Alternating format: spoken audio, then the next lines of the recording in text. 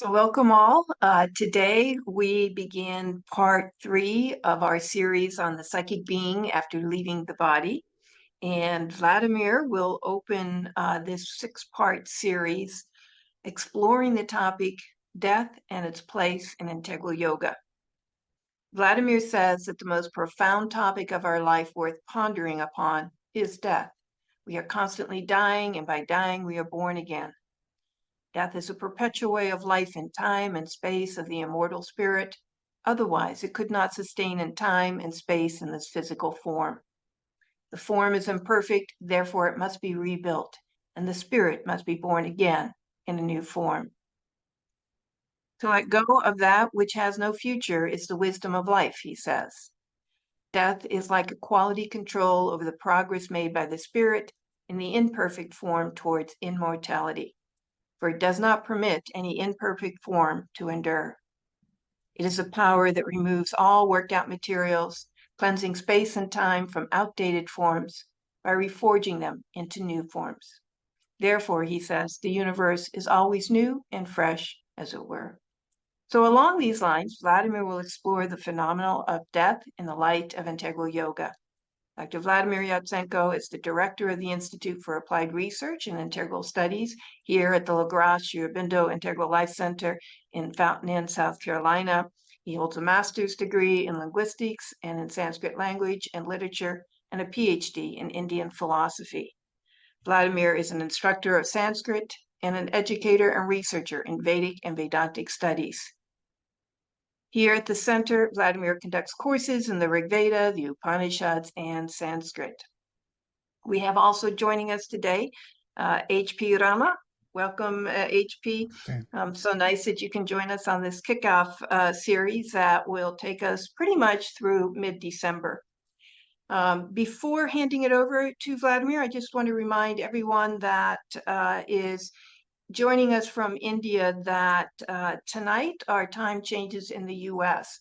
So we will continue here in the US to stay to our 10 o'clock New Perspectives time on Saturdays, but this will be 8:30 at night in India starting next week.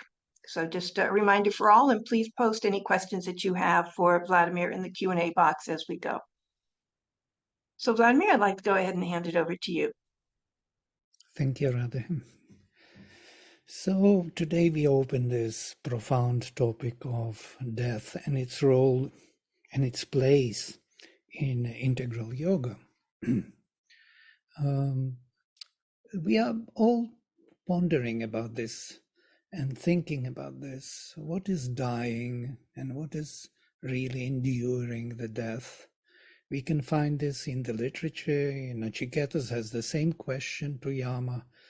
Some think that it is dying, others say it is enduring. So what is that which endures and what is that which dies? And Mother says, interestingly, that dying is like entering another room. So you change your location, so to say. But because she was aware of her own inner being so much that for her it looked like that. For others, in many traditions, it looks like crossing the river or crossing the field, going to another shore. And it is quite a challenging passage because there are vital forces around which are trying to rob the soul of its, powers and especially energies. And Mother built the whole tunnel, as she says, tunnel for the souls to pass safely to another shore. And she says from now on the souls will be safe from these attacks of the vital forces in this passage.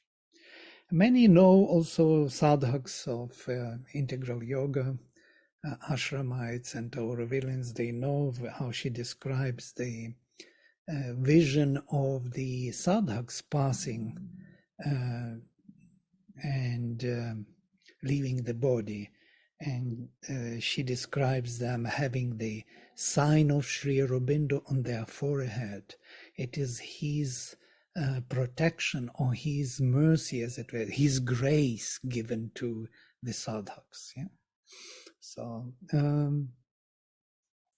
it is these topics which are very fascinating and attracts our attention. So Sri Aurobindo also compares death to our sleep state. He says that basically we every day we go to sleep, it is something similar. We are kind of preparing ourselves to go to another dimension of life where the outer circumstances and connections do not have the place anymore. There is a difference between sleep and death. There is a difference between death and exteriorization and so on. Because when the death takes place, then its physical consequences of life between cells is disturbed and the body is dropped, the physical body is dropped, and all the surface relations of this physical body with surface mind, vital, and even subtle physical are also dropped into the universal mind, universal vital, and universal physical, or as Sri Aurobindo calls them, subliminal mind, vital, and physical. But something endures of them, and these are the centers of the self which are built around psychic being. The mental self, the vital self, and even the physical self elements, the subtle physical in this case, enduring and causing what we know in the next reincarnation, karma, as Sri Aurobindo says. So karma is caused by those elements which survived around our innermost center. So I prepared the PowerPoint presentation and would like to project it to give some overview of how it is approached in integral yoga. So I would like to start with part one. So I have 3 parts of my presentation. I would love to cover some of it, maybe part 1 and 2, and then open to questions and answers. I would like to have a dialogue with you. So, the justification of death. Sri Aurobindo speaks. The nature of physical life imposes death because all life exists by a mutual devouring and struggle, and life itself feeds upon the forms it creates.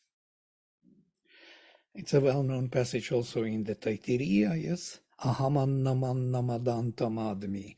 I am the food or the matter which eats the eater of food.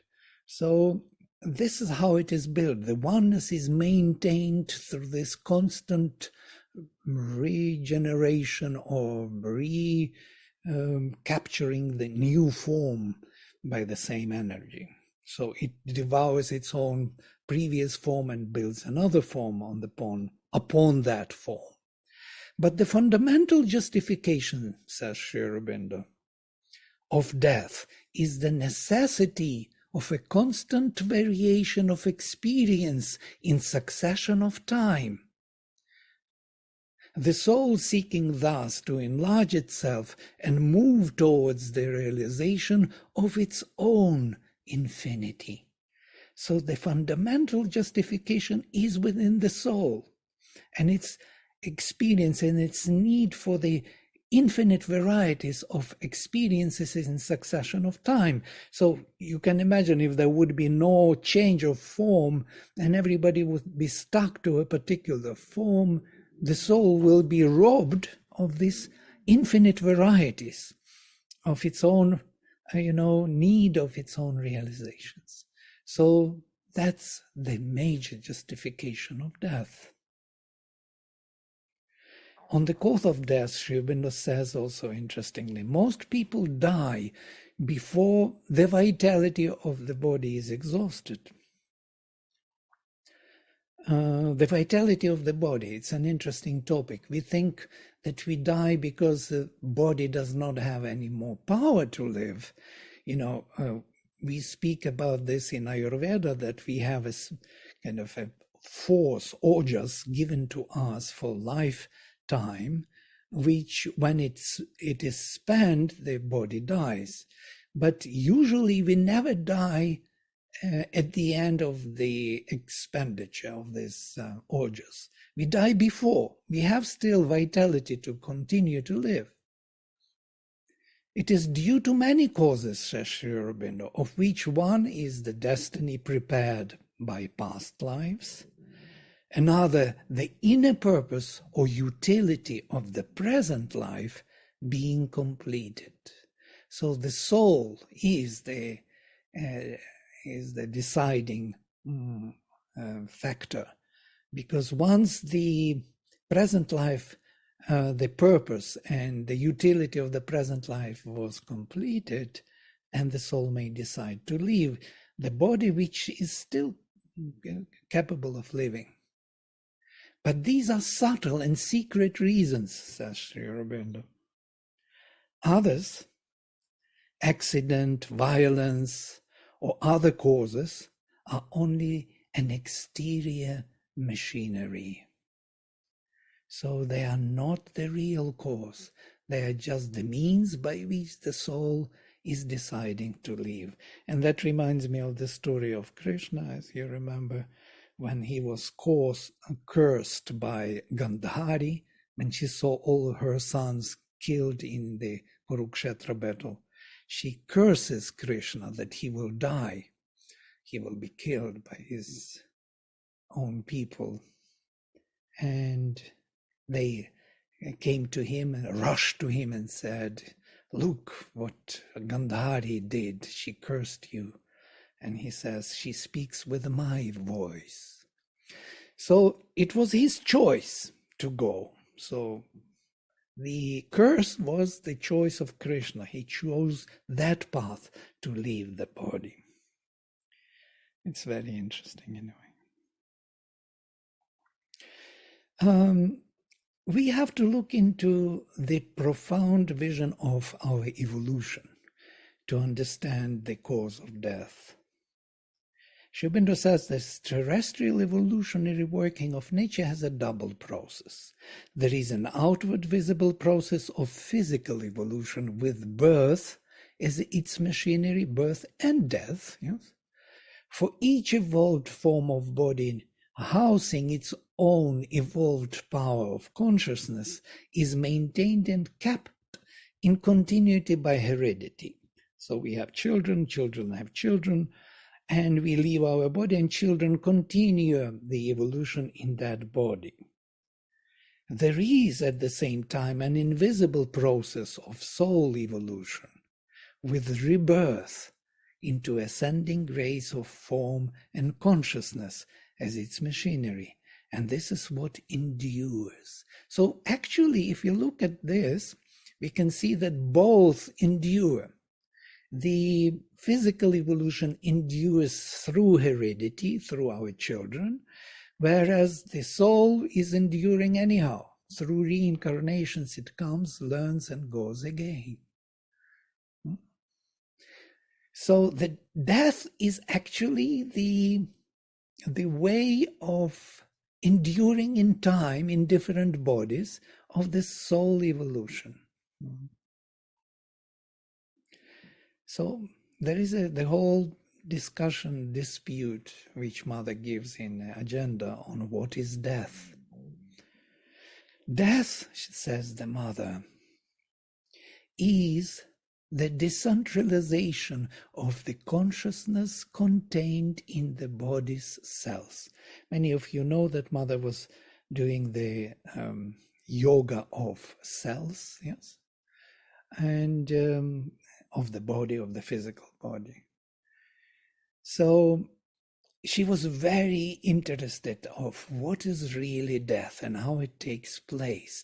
So she arrived at this vision or this knowledge that the death is the decentralization of the consciousness contained in the body's cells.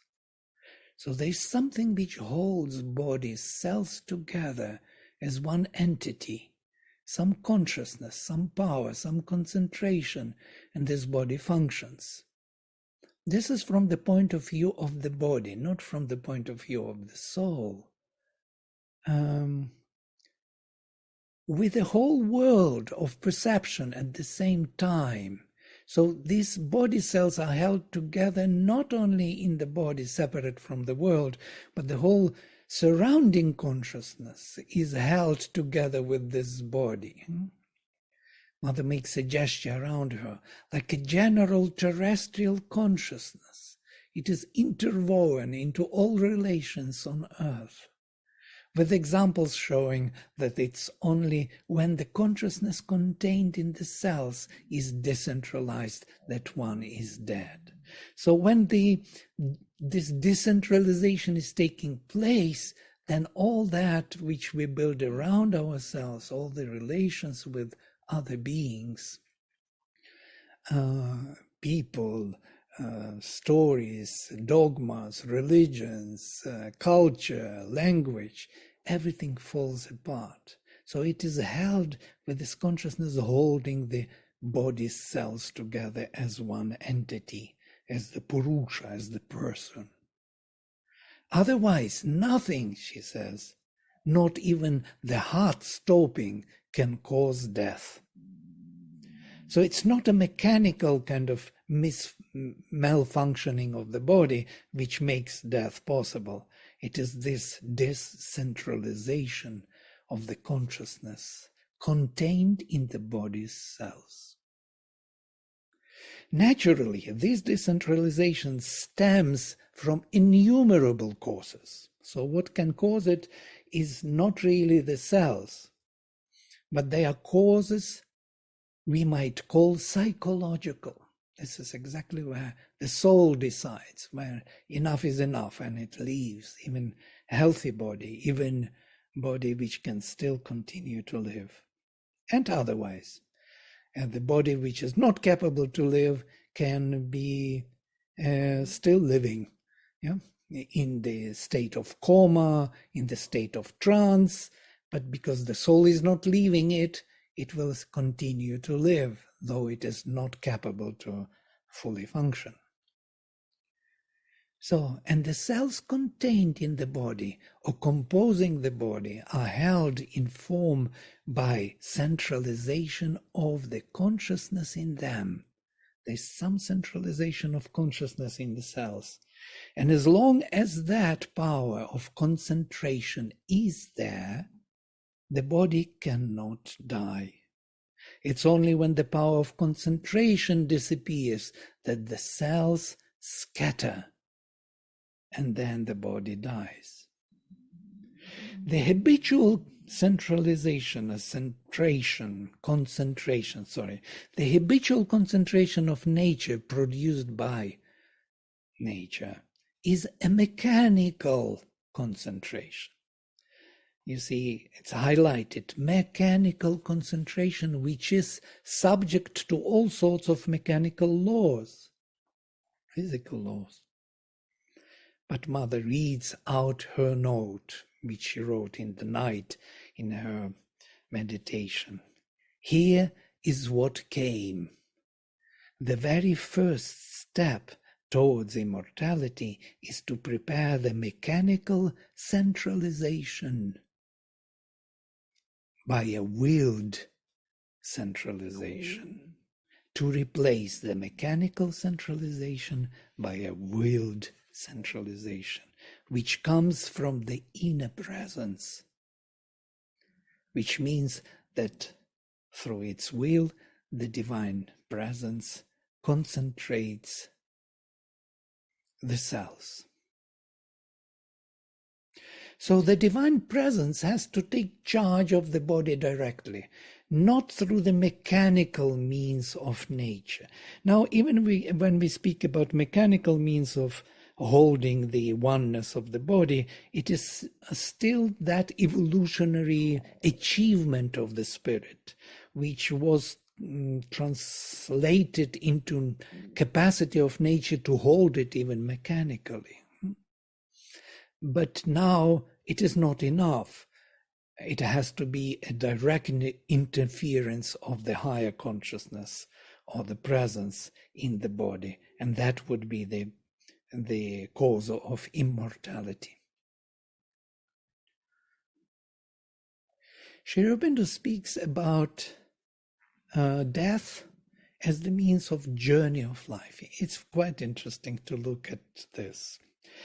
In a general way, a life is only one brief episode in a long history of spiritual evolution in which the soul follows the curve of the line set for the earth, passing through many lives to complete it. So it's like a long passage over many lives for the soul. It is an evolution out of material inconscience to consciousness and on towards the divine consciousness, from ignorance to divine knowledge, from darkness through half-lights to light, from death to immortality, from suffering to divine bliss. Suffering is due first to the ignorance, secondly to the separation of the individual consciousness from the divine consciousness and being, a separation created by the ignorance. When that ceases, that separation ceases, when one lives completely in the divine and no more in one's own separated smallest self, then only suffering can altogether cease.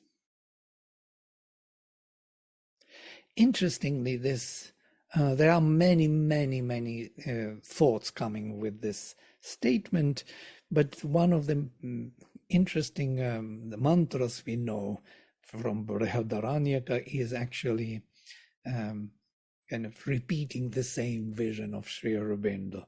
Asato ma sadgamaya, tamaso ma jyotir gamaya, mrityor ma mritam gamaya.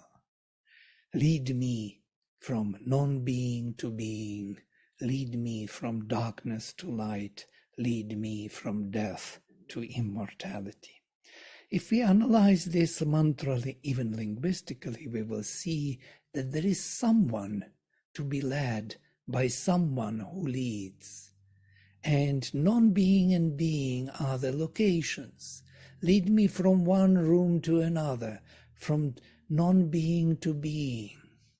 Lead me from darkness to light, from one room to another. Lead me from death, from the process of constantly changing my form in time and space, to immortality, where this change will not be needed.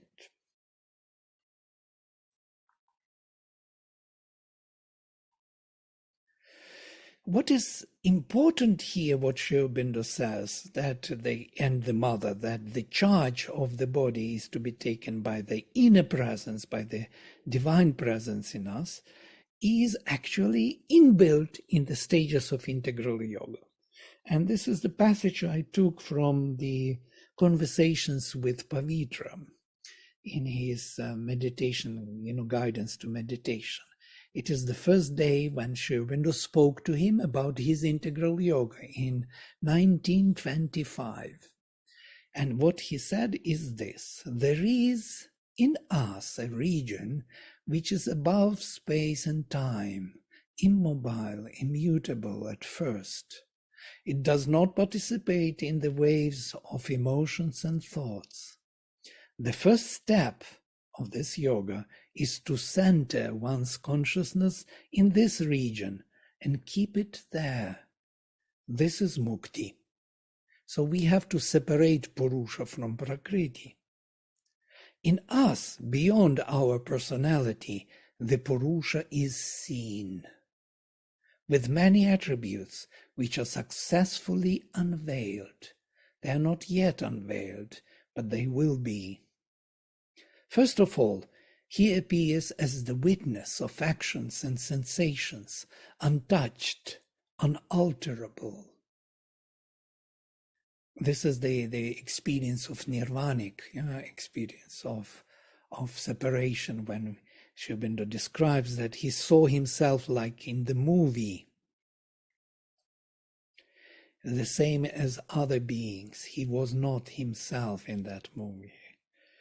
Then he manifests as the giver of sanctions. He approves or refuses his consent to a movement of Prakriti, desire or thought or even action. When such an order is given, the sanction is given by Purusha to Prakriti's movement, as for instance the refusal to take part in a certain emotion, though the past is yet strong, the being turns away from that emotion. So Purusha can regulate our thoughts, emotions, actions with his conscious interference or sanction. He becomes Anumanta. Before he was Sakshi, the witness. Now he is Anumanta, the one who gives sanctions. Then Purusha is the knower, and in him is the knowledge. This knowledge has several forms. The lowest is intuition. Intuition is really the lowest form of knowledge of Purusha.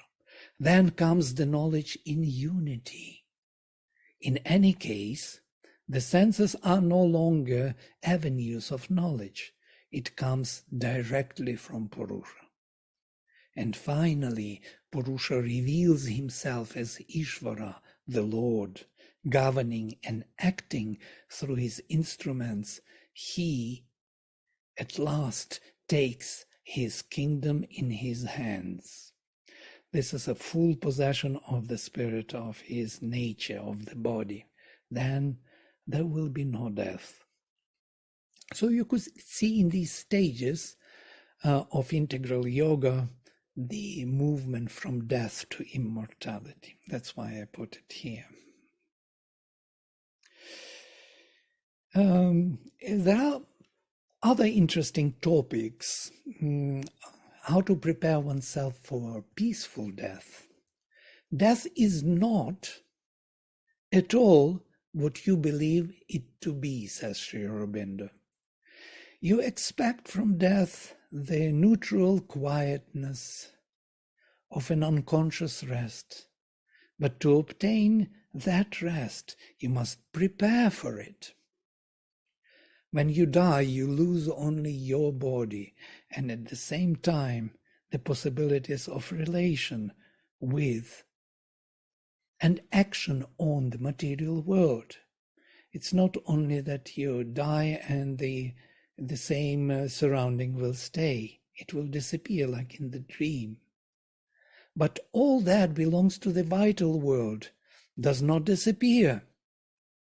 All your emotions, all your sensations, with the material substance. Material substance goes and vitality, desires stay. All your desires, attachments, cravings persist with a sense of frustration and disappointment. And all that prevents you from finding the expected peace. To enjoy a peaceful and eventless death, you must prepare for it. We must work for it. And the only effective preparation is the abolition of desires. Quite amazing.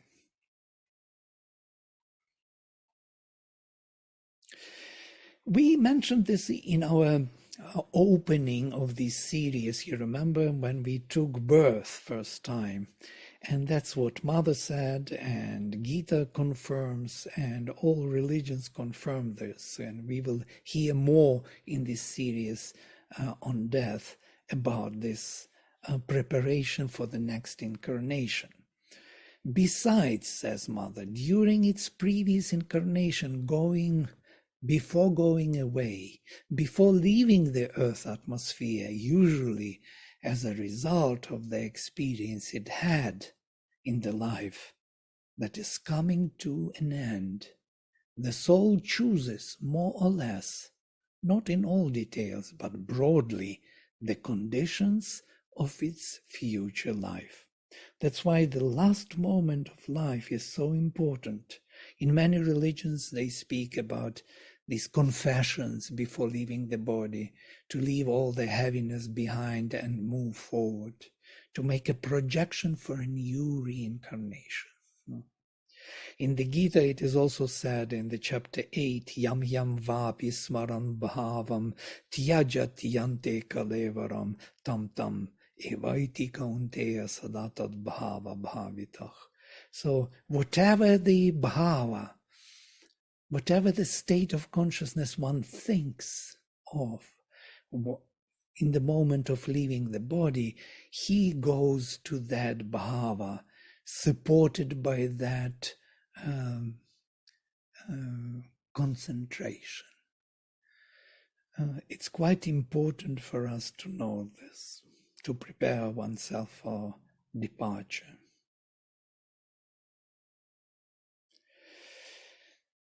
Sri Aurobindo speaks about our journey after death. What happens, actually? Here there are several passages which explain this journey after we depart from the body.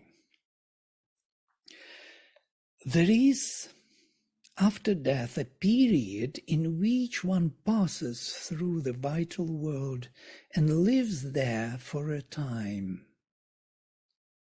So we come to the vital worlds of desires, sensations, feelings, emotions, all that we wanted, we didn't have, didn't realize. We will face all those energies. It is only the first part of this transit that can be dangerous or painful.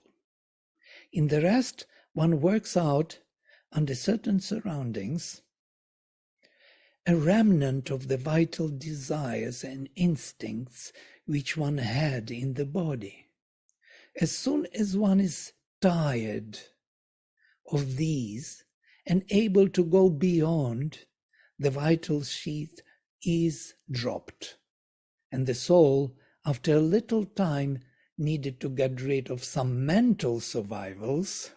Mental survivals are those ideas, dogmas, and so on, passes into a state of rest in the psychic world and remains there till the next life on earth.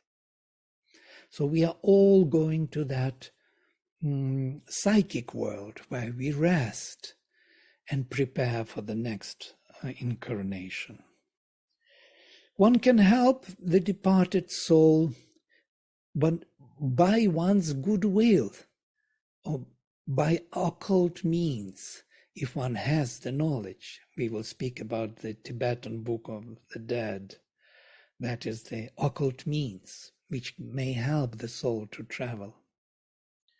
The one thing that one should not do is to hold them back by sorrow for them or longing or anything else that would pull them near to earth or delay their journey to their place of rest. That's why we have these rituals, departure rituals, where we are saying farewell to the soul. We give them freedom from us. We free them from us and wish them the best in their journey. It may happen to some not to realize for a little time that they are dead, especially if the death has been unforeseen and sudden. But it cannot be said that it happens to all or to most. Some may enter into a state of semi-unconsciousness or obsession by a dark inner condition created by their state of mind at death, in which they realize nothing of where they are etc. Others are quite conscious of the passage. So there is a very specific way of dying when the person is not expecting death totally, so it happens suddenly, and so that state of mind or that condition in which he stayed may haunt him for a while, and so he will not be aware that he is dead. It is true that the departing being in the vital body lingers for some time near the body or the scene of life, very often for as many as 8 days, says Sri Aurobindo.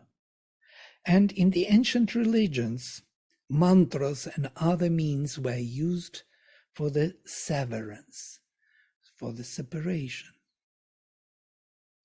Even after the severance from the body, a very earthbound nature or one full of strong physical desires, one of strong physical desires may linger long in the earth atmosphere up to a maximum period extended to 3 years.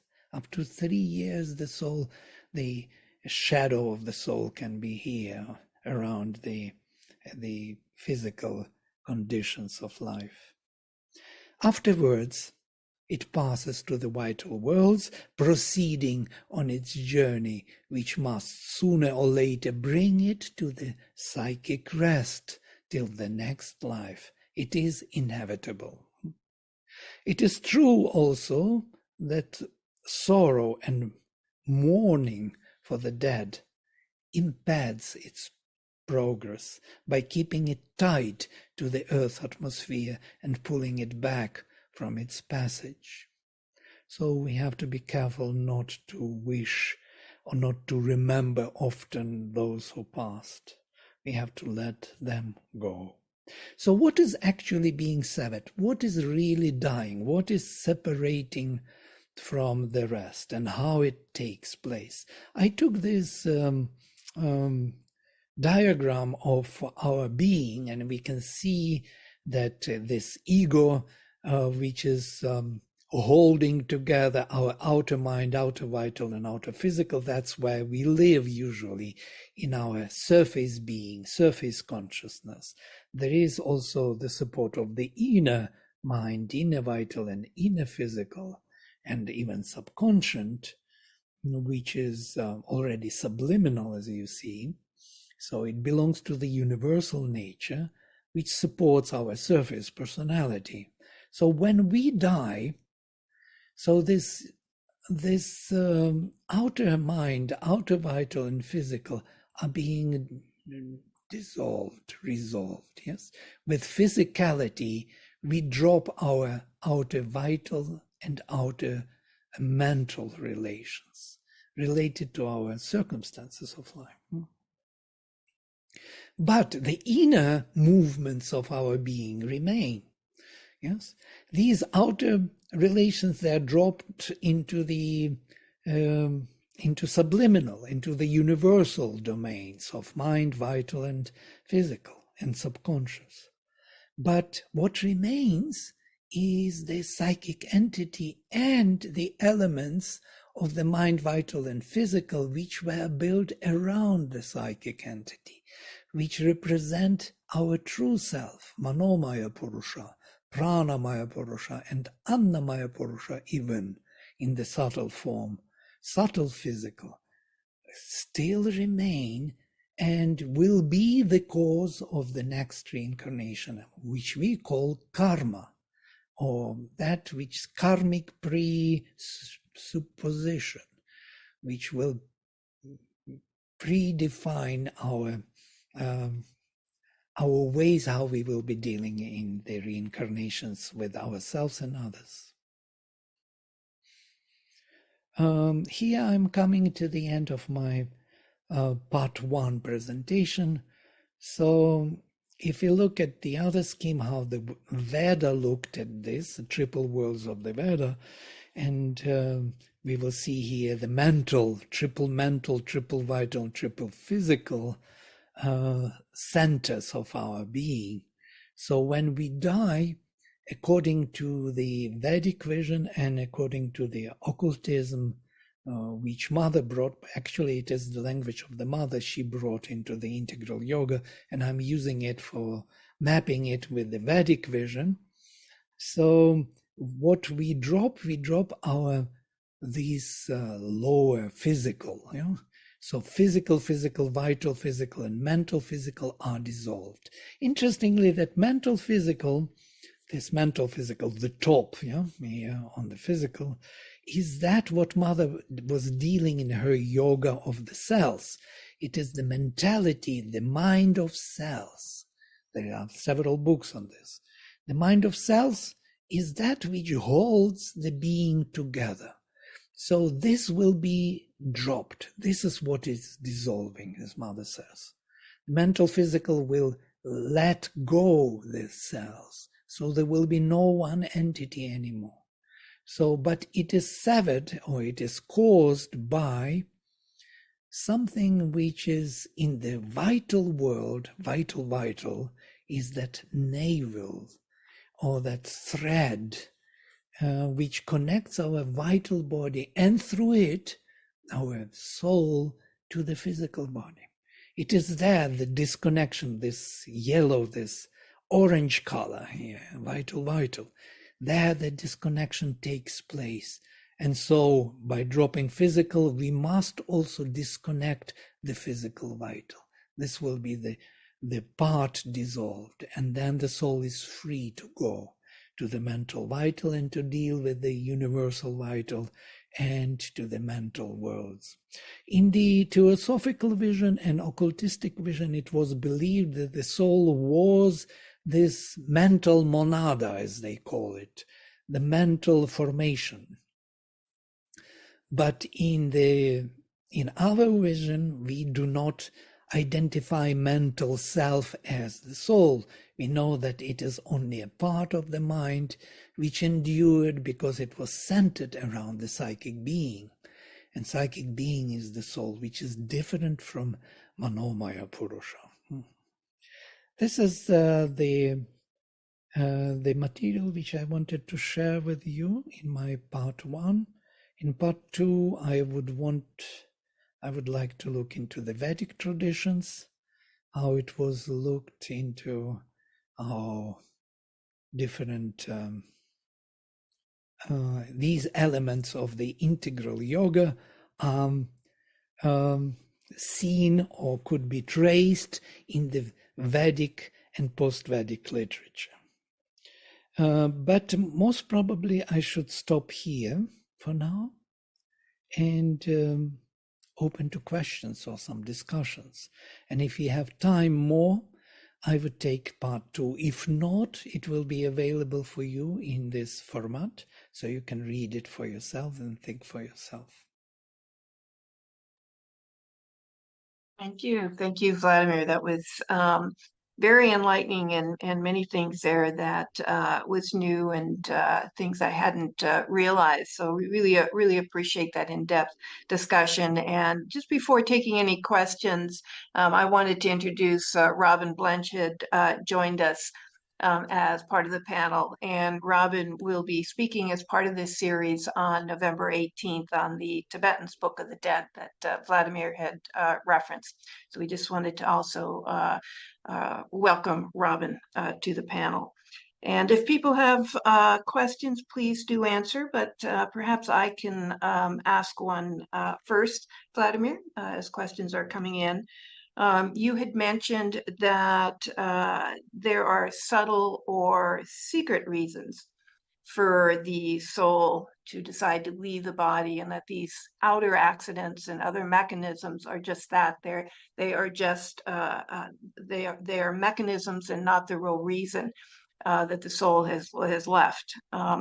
Question for you is, did the mother speak or address the subtle or secret reasons for Sri Aurobindo deciding to leave his body?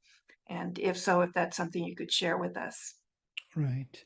Thank you for this question. It's kind of very important for us, for sadhaks of integral yoga. because nobody expected Sri Aurobindo to leave his body. Nobody thought that it would be even possible for him to leave his body. Everybody expected him to stay forever. He was Chiranjeevi. He was the one who could choose his departure consciously by himself, so to say. He didn't have to leave the body. He had a particular power of control over his physical body. And then suddenly he left his body on the 5th of December 1950. And mother was shocked because he didn't tell the mother. And she explained later he didn't tell her because he knew that she would not let him go. But he had to make this decision because the supramental power which he called upon earth, which created already a lot of havoc on earth, because the pressure of this supreme light causes the answer from the depth of darkness. So the darkness was rising with the pressure of light from above.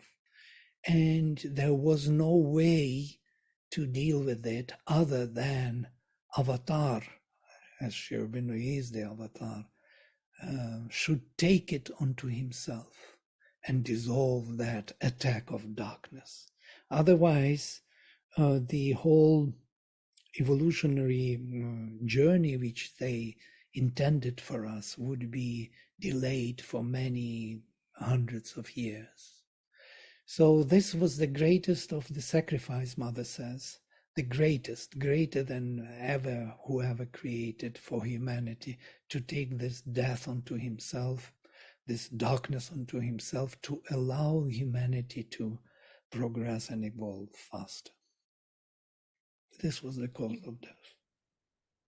Thank you. There's a couple questions there, Vladimir. Would you like me to read them out, or would you like to read them? I can read. If one is not to have desires at time of passing, is not the aspiration to join the divine a desire as well? Right. Well, if you can call it aspiration, yes. Aspiration is a bit different from desires, vital desires and cravings, as we know, yes. Aspiration does not have that urgency or that, wanting to realize it right now. The vital desire always has this urgency. And aspiration is in itself satisfied, as it were. So that aspiration may stay, but the cravings and desires should go. There's a big difference between the two. What is the process for those, especially the children who are being slaughtered in Gaza and Israel? This is a difficult question. Yes, those who are slaughtered, those who became the victims of war in Gaza, Israel, in Ukraine, how many kids are dead? And the war is something like opening the box of Pandora. All the forces join this feast, and not only good forces, but especially those vital forces, Rakshasas, Paishachas, and they all possess human beings sometimes, and they fall into that trap. They are victims, though they think they are victorious, but if they do something like this, kill people, they become, to a certain extent, the victims of these forces. It depends what is leading them in that war. Yeah. It's a very complex question. We can come to Kurukshetra and start talking about this, why Sri Krishna was asking Arjuna to fight, and how Arjuna resisted, and why. This is exactly that question, how to fight. If you are fighting on the side of the divine, then it's very different than you fight on the side of the Rakshasas and Paishachas. But this is an inner decision, and only you can decide for yourself. It's very difficult to say it about others. Spiritual knowledge can only be learned in a physical body. Very beautiful. Helen. Thank you. I think so. There is no learning, there is no change possible without physical body. It is in the physical body that all spiritual changes take place. That's why we take the body. Because otherwise, if we are out of the body, the learning is not taking place.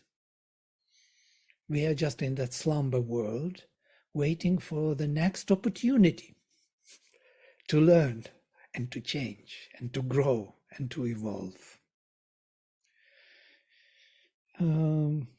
Is there an idea of evolving psychic being in Vedic literature? I think so, absolutely.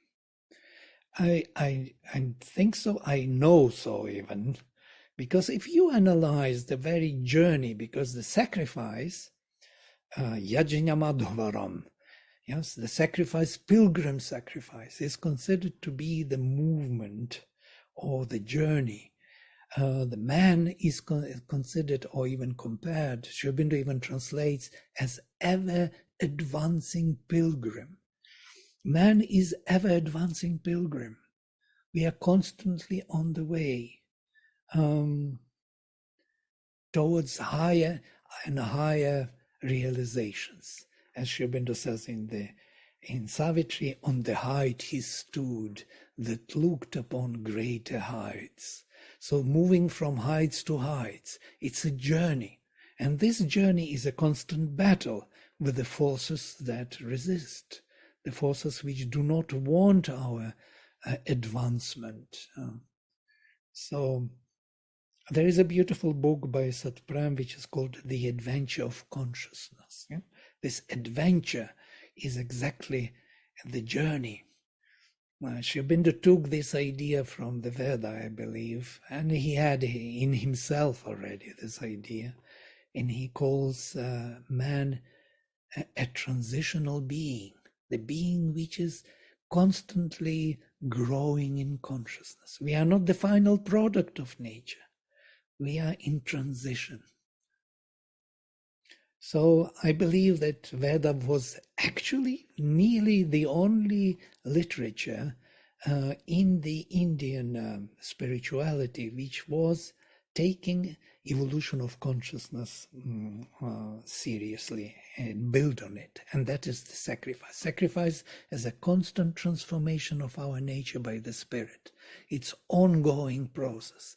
It's not the something final event. You arrive at the final event. No, you go on transforming it and molding it more and more into the suitable instrument of the spirit. I have a very bad internet connection that would like to place my question. You mentioned sleep and death. Can I prepare for death in my sleep? And her second question, and if yes, how? So, sorry about We that. had the whole beautiful course on the conscious sleep. Become conscious in your sleep. Yeah? If you are conscious, the problem with death and transition, that we become unconscious. We lose our awareness. So we do not where we are, what is happening to us, and later we kind of born again, and that's it. And then we become aware of our state. But to be totally aware, that means you will have to work through, yes, build your conscious sleep. Then you will build your mind, which will be aware of things which are subtle in the subliminal worlds.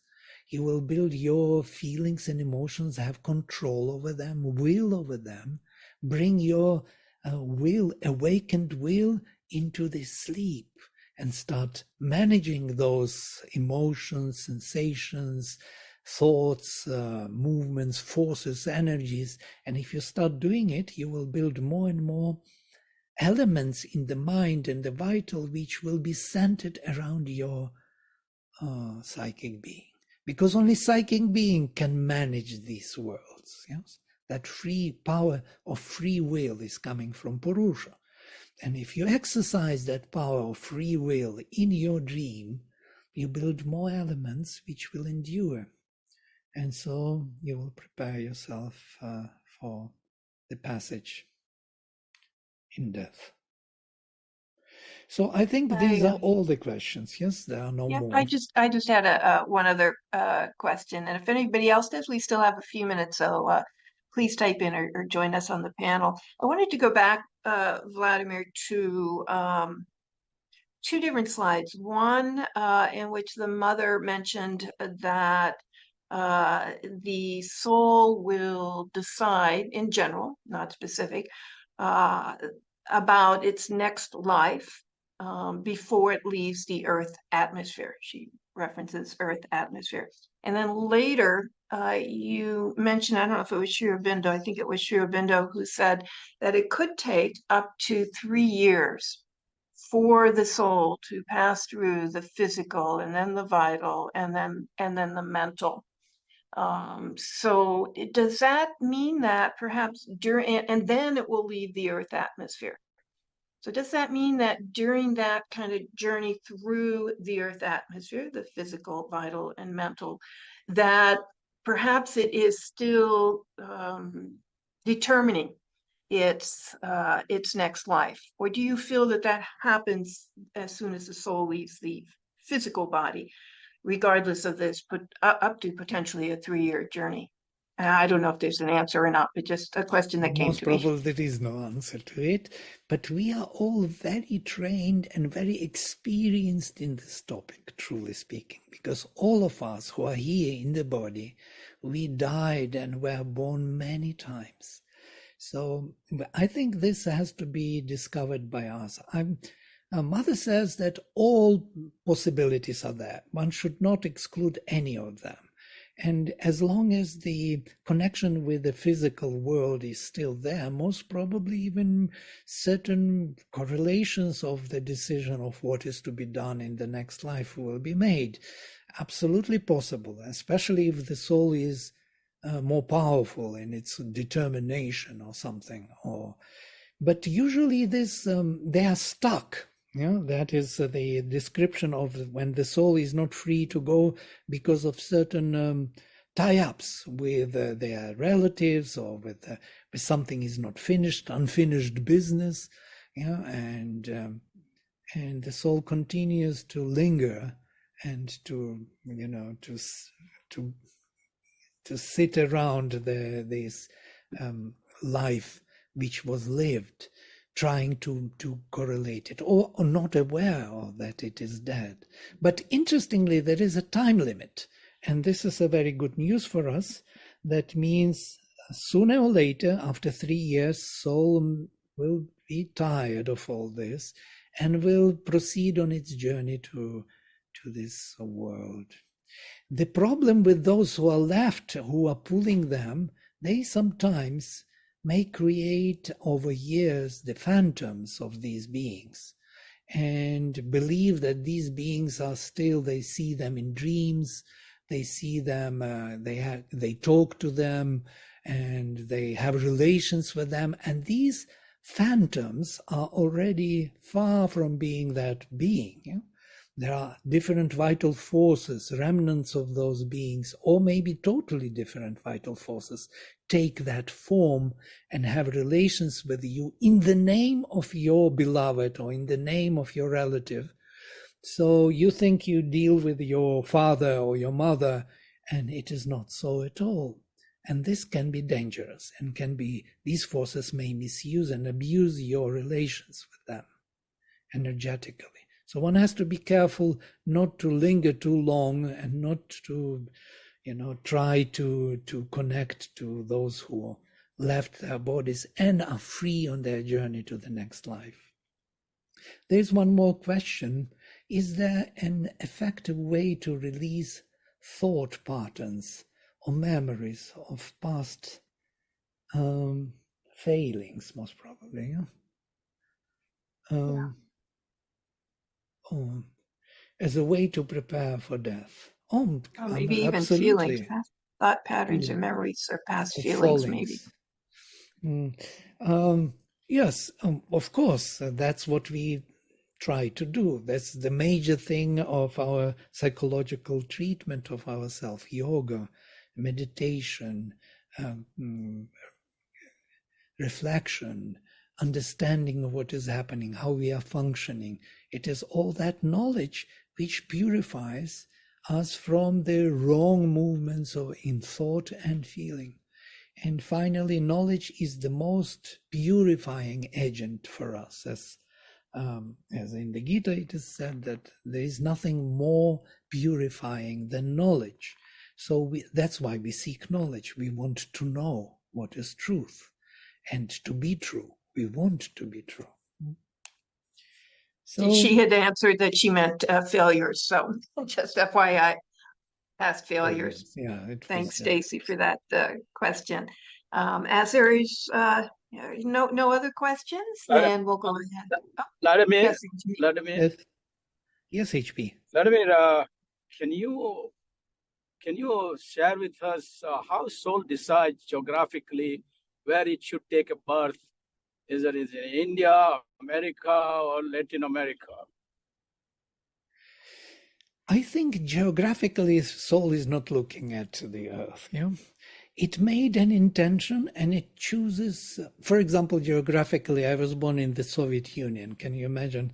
Where my father was propagandist of atheism, saying going around and telling people that there is no God. But look where I ended up. I ended up living in India half of my life. And then I am in the US, in the center. So geographically, it seems it is less important.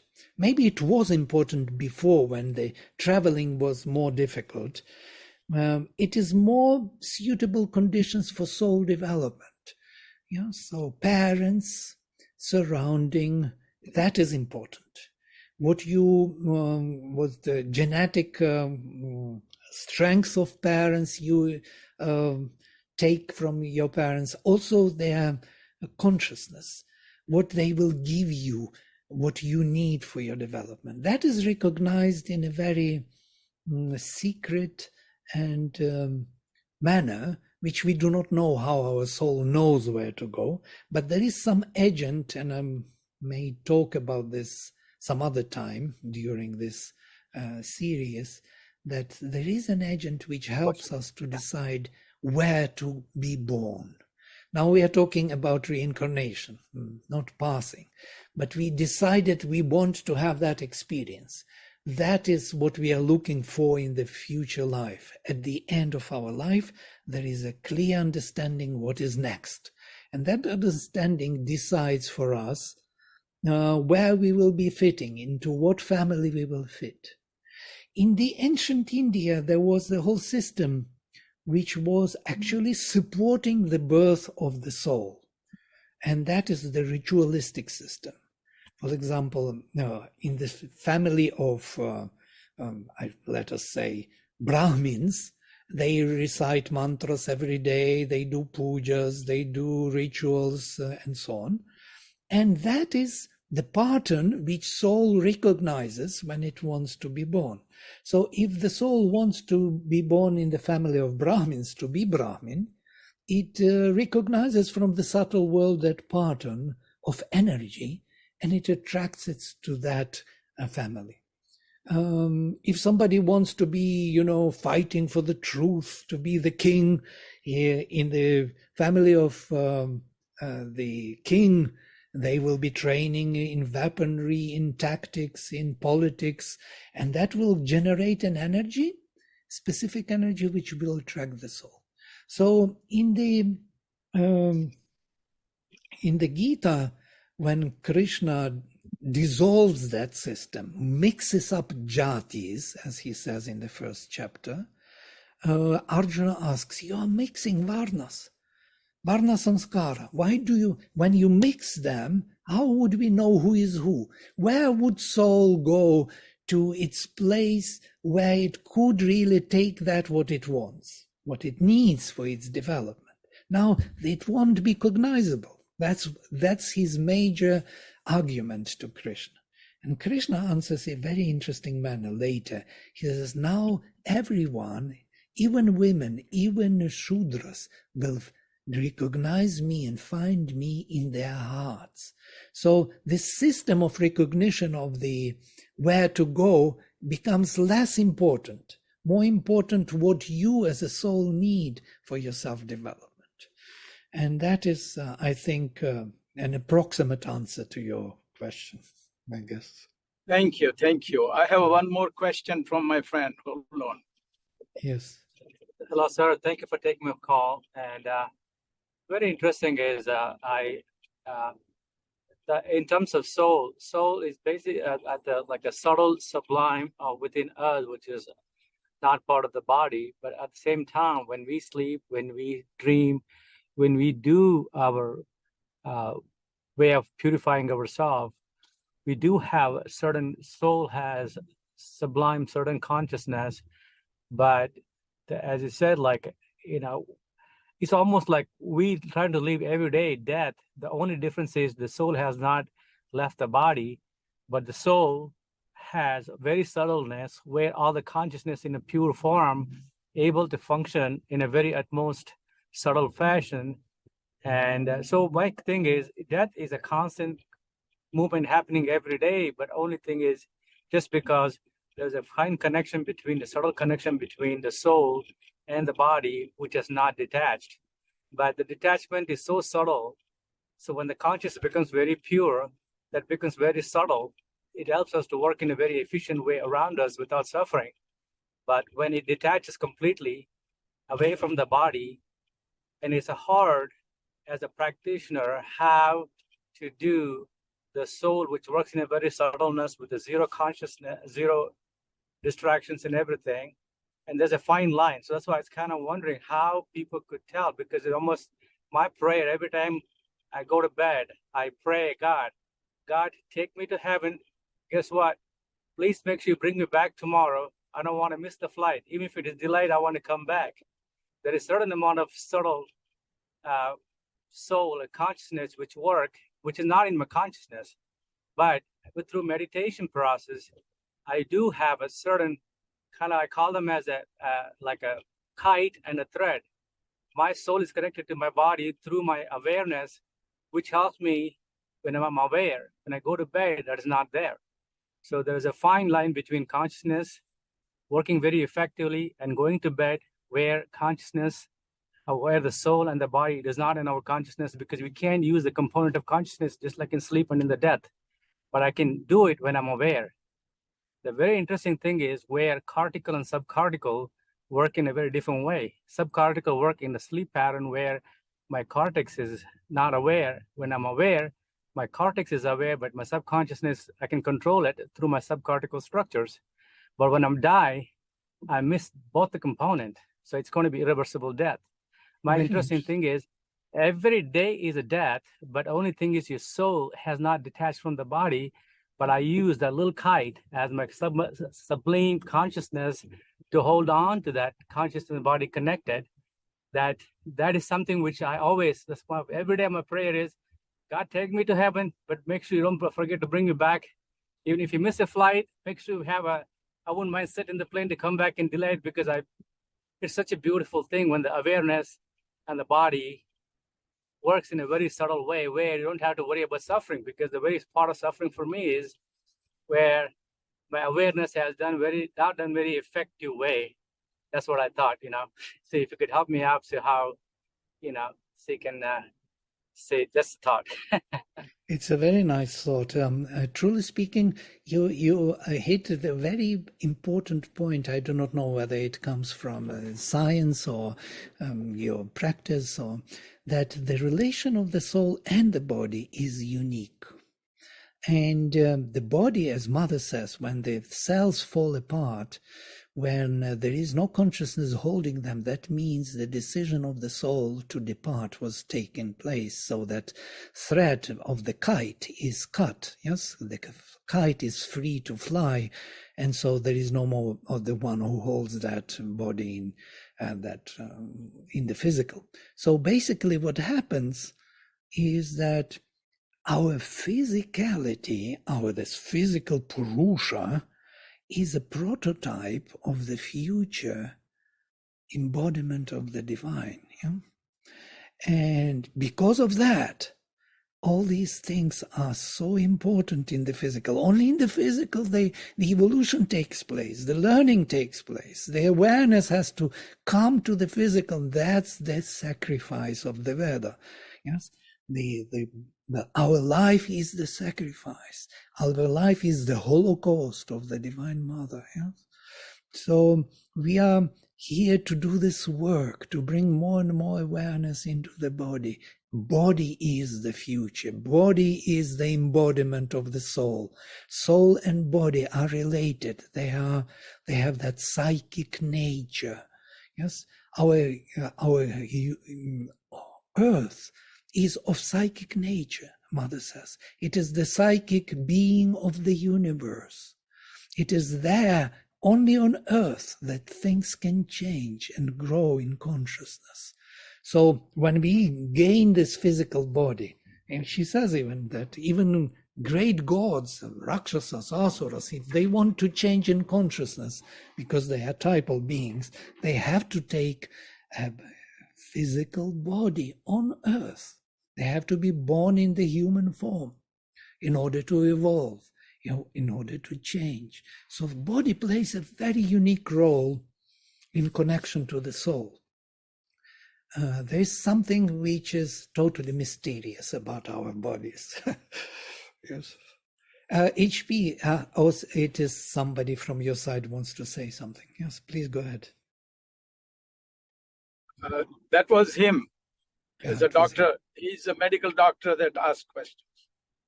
Right, right. We don't see you or him, so we do not know who is raising the hand. You know, Vladimir, I just, oh, you're driving. We are moving. Oh, yeah. Good for you.